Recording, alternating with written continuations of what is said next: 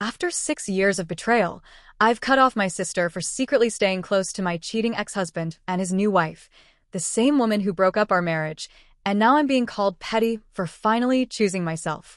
My ex-husband now, he is 43, and I am also 43. My ex-husband and I were college sweethearts, love buds.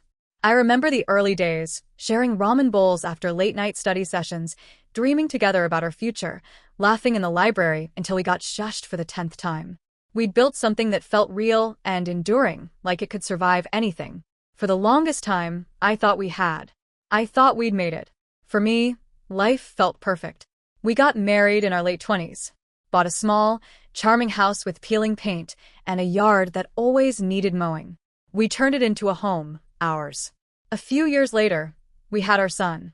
He was the light of my life. And I genuinely believed he was the light of our lives, too. I trusted my husband completely. That's what makes betrayal feel like a car crash. You never see it coming. When I found out about the affair, my world just fractured. I won't get into the specifics of how I discovered it. It still feels too raw, too humiliating, but it wasn't subtle. People at his workplace knew. Some of them whispered. Some didn't even bother whispering. He didn't deny it when I confronted him. Didn't cry. Didn't fall to his knees or try to defend it. He just looked at me, calmly, almost casually, and said, "I'm sorry." I tried really hard not to fall for her. That line still haunts me. Because he wasn't really sorry. Not in the way you're supposed to be, when you destroy the life you've built with someone. It felt like he had already moved on. Like he wanted me to leave. So I did. Not with grace, not with dignity. I was shattered and I left in pieces. That was 6 years ago. Our son was 4 at the time. I remember watching him sleep the night I moved out. His small body curled up, clutching a toy I'd bought him, completely unaware of the storm tearing his family apart. That image has stayed with me, because that was the moment I realized I had to survive. For him. The days after were a blur of pain, confusion, and emotional whiplash. I kept thinking maybe he'd come to his senses, realize what he'd done, and come back. I was desperate. I wanted him to fight for me, for us. But he didn't. He was almost disturbingly efficient with the divorce. Signed the papers quickly. Didn't fight for custody. Didn't try to make things right. It was like I was part of some old chapter in a book he had decided to stop reading. That made it worse. I kept asking myself how a person could so easily discard a family. How someone could look at the woman he once promised everything to and treat her like a stranger, like an inconvenience. He started a new life overnight, like the old one had just been a trial run. And the woman? She was young, 24 at the time, now around 30, or something. I don't know why she did that, having an affair with a married guy almost double of her age. She was bright-eyed, energetic, beautiful in that effortless, intimidating way. The kind of beauty that walks into a room and makes everyone turn. I used to scroll through her social media in the dead of night, comparing everything, her skin, her hair, her smile, to mine. I knew it was toxic. My therapist told me to stop. But I couldn't help it. I was mourning more than just a marriage. I was mourning my self-worth. What made it worse was how well she was received. His colleagues liked her. His family liked her. I was the bitter ex-wife, and she was the shiny new chapter. The fact that she was charming didn't help. She had this bubbly, magnetic personality, like she could charm a room just by walking into it. And then came the betrayal that no one prepares you for, the betrayal of friends. I had a group of common friends, most of whom I met through him. I assumed they'd have my back, that at least some of them would acknowledge how wrong what he did was. But one of them, a woman I'd confided in countless times, actually said to my face, "I don't support cheating, but I mean, look at her." Like I should somehow understand. Like I was supposed to be okay with being traded in because the new model had fewer wrinkles and a more dazzling laugh. That sentence ripped through me. And I realized in that moment how deeply ingrained this quiet sexism is, that people will justify a betrayal if it looks good enough on the outside. I cut off that group completely. I had to. It was the only way to stop bleeding. Therapy saved me. Slowly. Painfully. I didn't even go for my marriage at first. I went because I couldn't sleep. Couldn't eat. Couldn't look in the mirror without feeling like I'd failed. But in those sessions, I started to rebuild myself. Piece by painful piece. I stopped stalking her Instagram. I deleted old texts. I stopped asking why. I started focusing on my son, on our new life. And now, 6 years later, I'm okay. Most days, anyway. I've got a job I like. I'm raising a beautiful, curious, kind little boy who sometimes asks about his dad in ways that make my heart crack, but I answer as gently and honestly as I can. I've started dating again, cautiously. I'm not looking for someone to fix me. I'm already whole. But I do miss companionship. I miss being loved. And then, they got married 3 years ago. He and her. The woman who, whether anyone wants to admit it or not, played a major part in the breakdown of my marriage and the worst chapter of my life. And now they have a daughter. A picture-perfect little family. One that looks so perfect on Instagram it almost makes me laugh. Except it doesn't. It makes me tired. Bone-deep tired. Our son stays with them on weekends and holidays. That part works fine for the most part. I've made peace with it, or at least as much peace as a mother can make when she's sending her child into a home built on the ashes of her own. I try not to think about what their domestic life looks like. I try not to imagine him having family moments in that house with the woman who replaced me, tucking him into bed or baking cookies or playing dress-up with their daughter while mine watches. It's a spiral I've learned to avoid. Most days I'm successful. But last week knocked the wind out of me in a way I didn't see coming. My sister, my own sister, who I've helped raise, supported emotionally and financially, helped pay off her college loans, left her phone at my place while visiting. I wasn't snooping. I wish I had been.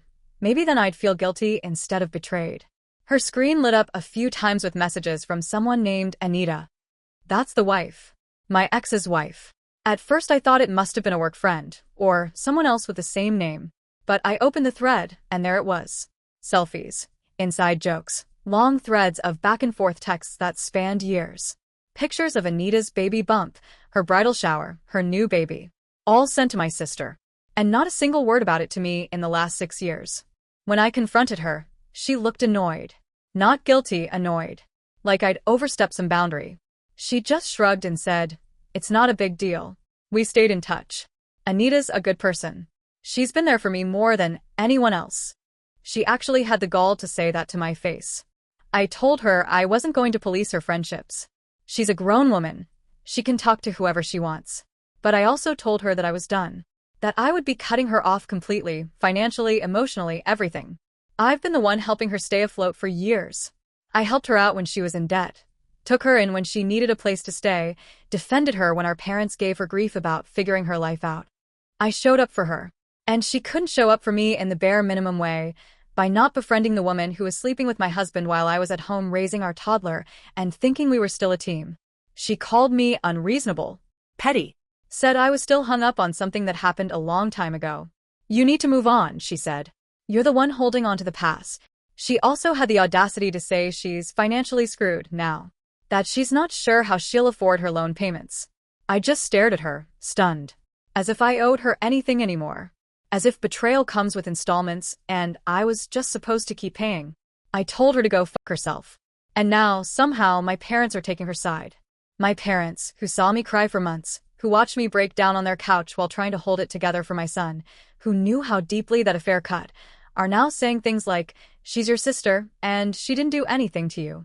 They're treating it like a minor lapse in judgment, like she forgot to return a borrowed sweater instead of befriending the woman who helped blow my life apart. They're saying I'm overreacting, that I should be glad everyone gets along, that it's better for the child if we're all friendly. But what they don't understand, or maybe refuse to, is that there's a difference between being mature and being a doormat. I am cordial. I am polite when I hand my son over. I don't badmouth his father or his father's wife in front of him. I make sure he feels safe and loved. I've done the emotional labor. I've taken the high road. I've kept my dignity when it would have been so easy to fall apart. But I won't clap while my sister dances in the ruins of my life, arm in arm with the woman who helped tear it down. I won't bankroll her while she sends photos of their new baby to the woman who used to be me in that family portrait. I don't know what hurts more, the betrayal, or the fact that no one around me seems to see it as betrayal. That they all expect me to be okay with it. That they look at my pain and see pettiness instead. I'm tired. I've moved on. I've healed. But moving on doesn't mean forgetting. It doesn't mean tolerating betrayal just because people tell you it's time to let it go.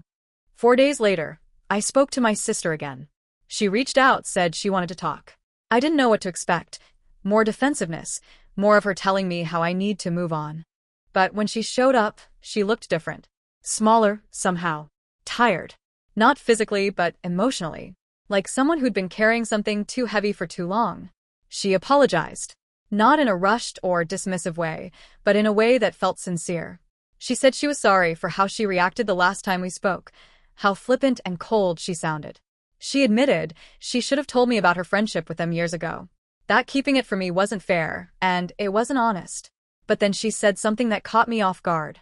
She said she didn't tell me not because she was scared of my reaction, but because she knew I'd ask her to choose. And she didn't want to be in that position. I knew you'd want me to cut them off, she said. And I couldn't do that. She told me she never wanted to hurt me, that despite everything, I'm still her sister, and she's always loved me. But at the same time, she couldn't bring herself to walk away from the people who had been there for her when I wasn't. Then she brought up the accident she had 5 years ago. I remember it. Of course, I do. She was hit by a car while crossing the street. I remember hearing about the fractures, the surgery, the bruising, and trauma. But I never visited. I never asked who was taking care of her. I assumed it was our parents. And honestly, I was so deep in my own mess at the time, reeling from the divorce, raising a child, trying to keep my job and my sanity, that I didn't have space for anything else. I barely had space for myself. She said it wasn't our parents. It was them. She said it was my ex's wife, who picked her up from the hospital, who took her to every checkup, brought her groceries, helped her use the bathroom when she couldn't stand, sat with her when she cried in pain. She said it was my ex, the man who'd broken me, who helped her with bills and kept checking in, that they were the ones who sat by her bed, fed her soup, carried her upstairs. Not because they had to, but because they chose to. And then she looked at me, with tears in her eyes, and said, I know it hurts you, but they were there. You weren't. You didn't even come to the hospital. I thought I was going to die, and you didn't even show up. It felt like the wind had been knocked out of me. I didn't have an excuse. I could say I was drowning. I could say I didn't know. I could say I was too consumed with my own grief. But the truth is, I failed her. In the one moment she needed me most, I didn't show up. She cried as she told me she still wants a relationship with me. She said she understands if I don't want the same, but she wanted me to know that she didn't choose them over me. She just didn't feel like she had the right to push away the people who kept her alive during one of the darkest periods of her life. She also told me she's fine with me not helping with the loans anymore, that she's getting a part-time job and trying to sort out her finances herself. Then she said something else that surprised me. She told them about our conversation. My ex and his wife. She said they offered to help her financially if I wouldn't. But she turned them down. I don't want to be anyone's burden anymore, she said. I didn't say much. I just listened. And then I told her she's free to do whatever she wants.